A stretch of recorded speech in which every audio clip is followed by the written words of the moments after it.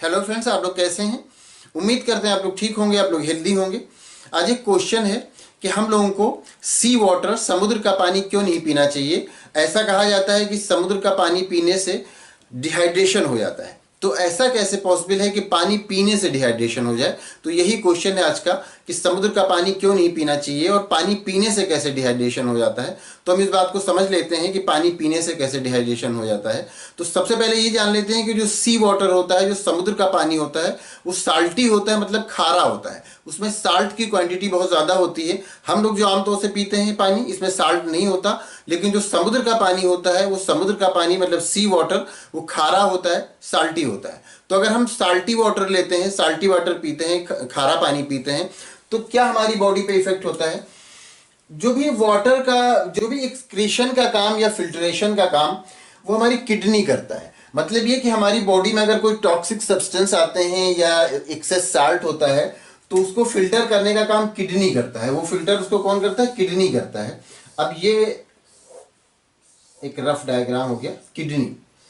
तो उसको फिल्टर करने का काम किडनी का होता है। मतलब ये कि अगर हमारी बॉडी में एक्सेस साल्ट आएगा, ज़्यादा साल्ट आएगा, ज़्यादा नमक आएगा, खारा पानी लेंगे, तो उसका जो साल्ट होगा, जो नमक होगा, उसको फिल्टर करने का काम हमारी किडनी करे। तो इस तरह से होता है कि जो एक्सेस साल्ट होता है वो हमारी किडनी उसको फिल्टर करके बाहर निकालती है। ये काम हमारी किडनी का होता है। या कोई टॉक्सिक सब्सटेंस होते हैं उसको भी फिल्टर करके बाहर निकालता है। तो जब वाटर में साल्ट का अमाउंट ज़्यादा होगा, वो हमारी किडनी में आएगा, तो फिर किडनी उस साल्ट को बाहर निकालेगा। लेकिन उस साल्ट को बाहर किडनी सॉलिड साल्ट जैसा तो निकालेगा नहीं। उसको साल्ट बाहर निकालने के लिए भी अपने साथ में वाटर चाहिए।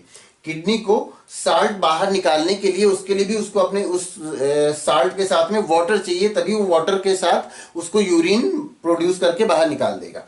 तो यहां पर जब साल्ट आया, मतलब ये कि साल्टी वाटर लिया, खारा पानी लिया, समुद्र का पानी हमने पिया, और वो फिल्टर होने के लिए हमारी किडनी में आया और बहुत ज़्यादा साल्ट रहेगा, तो उस साल्ट को फिर निकालने के लिए वो और ज़्यादा वाटर की उसको नीड होगी। जिस तरह से आम लोग, हम लोगों का क्या होता है कि हम लोग खाने के साथ थोड़ा सा साल्ट लेते हैं, ज़रा सा साल्ट मिला हुआ होता है, तो वो साल्ट क्या होता है, हमारी किडनी में किडनी उसको फिल्टर करती है और उसके साथ वाटर भी लेती है, और वाटर और वो साल्ट मिला करके फिर वो यूरिन प्रोड्यूस करके बॉडी से बाहर निकाल देती है।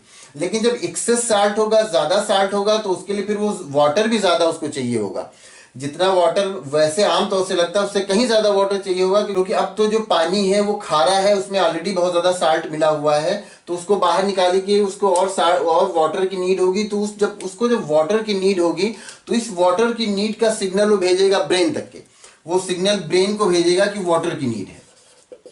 वाटर की नीड है कि मतलब ये कि प्यास लगाइए, मतलब ये कि प्यास महसूस कराइए, तो हमें प्यास महसूस होगा।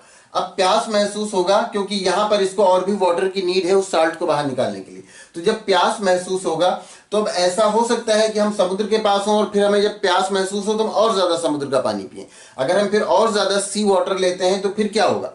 वो भी खारा होगा, वो फिर हमारी बॉडी में आएगा, और फिर यही वाला सेम प्रोसेस होगा कि यहाँ पर ज्यादा साल्ट आएगा, इसको निकालने के लिए फिर और वाटर की नीड होगी। तो और वाटर की नीड होगी का मतलब ये कि फिर हमें और प्यास लगेगा। तो जितना ज्यादा हम समुद्र का पानी पिएंगे, जितना ज्यादा खारा पानी पिएंगे, साल्टी वाटर पिएंगे, फिर उतना ज्यादा हम पीते भी जाएंगे और हमें प्यास भी लगती जाएगी, क्योंकि इसको साल्ट को बाहर निकालने के लिए उसके लिए वाटर की नीड होगी, और फिर उस वाटर मतलब उसको फिर वो यूरिन प्रोड्यूस करके बाहर निकालेगा। तो यूरिन भी खूब प्रोड्यूस करेगा और वाटर की नीड भी बहुत ज्यादा होगी। तो जितना ज्यादा इस तरह से साल्टी वाटर पिएंगे, उतना ज्यादा फिर वाटर की नीड होगी, और फिर उसका रिजल्ट क्या होगा? डिहाइड्रेशन हो जाएगा। और डिहाइड्रेशन इतना ज्यादा हो जाएगा अगर बार बार हम यही साल्टी वाटर लेते रहेंगे कि उससे डेथ हो जाएगी, इतना ज्यादा डिहाइड्रेशन हो जाएगा। लेकिन हाँ, एक बार हमने यहाँ साल्टी वाटर लिया, एक बार हमने खारा पानी पिया, और फिर उसके बाद यहाँ पर इसको जब फिल्टर करने लगा, तो इसको और ज्यादा जब वाटर की नीड हुई और हमारे ब्रेन को सिग्नल भेजा प्यास लगाने के लिए, और हमें प्यास महसूस हुआ, और फिर उसके बाद हम साल्टी वाटर ना पी करके नॉर्मल वाटर पिए, जो वाटर हम आमतौर से पीते हैं वो वाटर पिएंगे, तो फिर क्या होगा? फिर धीरे धीरे यहाँ पर वाटर की जो कमी है, वो जो इसको वाटर चाहिए वो इसको वाटर मिल जाएगा, और फिर यूरिन प्रोड्यूस होकर के वो साल्ट होगा बाहर निकल जाएगा। तो उससे ये होगा कि हमें वाटर तो बहुत ज़्यादा पीना पड़ेगा, डिहाइड्रेशन महसूस होने लगेगा, लेकिन डेथ वाली कंडीशन तक नहीं पहुंचेंगे, क्योंकि हम बाद में जो वाटर पी रहे हैं उसमें साल्ट नहीं है, वो वाटर हमारे काम आ जाएगा और फिर वो जो साल्ट है वो यूरिन बन के बाहर निकल जाएगा, यूरिन के साथ बाहर निकल जाएगा। तो इस तरह से साल्टी वाटर हमारे लिए नुकसानदेह होता है और हमें समुद्र का पानी इसीलिए नहीं पीना चाहिए। एक प्रॉब्लम इसमें और आएगी, ये तो एक बात थी। दूसरा ये है कि ऑस्मोसिस पहले हम पढ़ चुके हैं। तो ऑस्मोसिस में क्या होता है कि कोई भी मेम्ब्रेन है, सेमी परमेबल मेम्ब्रेन, तो उस मेम्ब्रेन के एक तरफ अगर, दोनों तरफ अगर वाटर है और ये वाटर ज्यादा कंसंट्रेटेड है, ये वाटर ज्यादा कंसंट्रेट है, मतलब ये कि इसमें साल्ट ज्यादा है, और इस तरफ का वाटर है ये, इसमें साल्ट नहीं है, ये नॉर्मल वाटर है, तो क्या होगा कि ये जो मेम्ब्रेन है इससे फिर इधर का वाटर इस तरफ आने लगेगा, इस तरफ का वाटर क्या होगा, इस तरफ आने लगेगा, जहां ज्यादा साल्ट है उस तरफ आने लगेगा। ये इसको ऑस्मोसिस कहते हैं। तो अब इस तरह से ये ऑस्मोसिस वाला प्रोसेस हमारे, जब हम साल्टी वाटर लेंगे तो वहां पर भी होगा।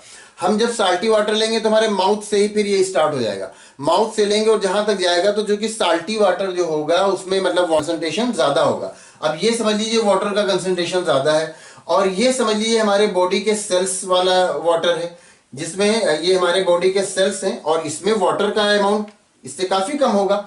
और ये जब हमारी बॉडी से जिन सेल्स से टच में आएगा तो फिर क्या होगा, इसका वाटर, इन सेल्स का वाटर बाहर निकलेगा, इसकी तरफ निकलेगा जिस तरफ के साल्ट ज्यादा है, क्योंकि इनको दोनों को बैलेंस करना है। यहाँ का कंसंट्रेशन ज्यादा है, यहाँ का कंसंट्रेशन कम है, तो ये साल्ट की तरफ आएगा। मतलब ये कि हमारे सेल्स से वाटर निकल करके फिर बाहर की तरफ आने लगेगा, और जब एक एक्सेस अमाउंट में बहुत ज्यादा वाटर निकल जाएगा तो फिर हमारे सेल्स में वाटर की कमी हो जाएगी और उनकी डेथ होने लगेगी। तो ये पूरा प्रोसेस हमारे माउथ से स्टार्ट हो जाएगा। जब हम वाटर लेंगे, साल्टी वाटर, समुद्र का वाटर, खारा पानी मुंह से लेंगे, तो वहीं से जहां जहां से सेल के टच में आएगा वो साल्टी वाटर, वहां वहां के सेल्स क्या करेंगे, ये ऑस्मोसिस वाला प्रोसेस होगा। एक्स ऑस्मोसिस मतलब ये कि अपना वाटर बाहर की तरफ निकालेंगे, जिस तरफ साल्ट है उसका कंसंट्रेशन बैलेंस करने के लिए। तो जब बाहर की तरफ निकालेंगे तो उनमें सेल्स में वाटर की कमी हो जाएगी, और इस तरह से सेल्स में जब वाटर की कमी हो जाएगी तो उन सेल्स की डेथ होने लगेगी।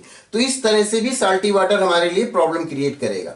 तो साल्टी वाटर, एक तो ये होगा कि उससे डिहाइड्रेशन उस तरह से होगा कि बहुत ज्यादा वाटर यूरिन बन के बाहर निकलेगा और हमें बार बार प्यास लगेगी। और फिर अगर हम खारा पानी लेते हैं, समुद्र का पानी लेते हैं, मतलब ये साल्टी वाटर लेते हैं, तो हमें और प्यास लगेगी।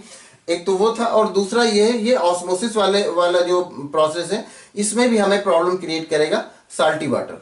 तो उम्मीद करते हैं ये दोनों बातें आपकी समझ में आ गई होंगी। तो यही वजह है कि हम लोग जब साल्टी वाटर लेते हैं तो उससे और ज्यादा हमें प्यास लगती है और हमें डिहाइड्रेशन हो जाता है। उम्मीद करते हैं ये आप अच्छी तरह समझ गए होंगे। अगर कोई कंफ्यूजन है तो आप पूछ सकते हैं। Thank you.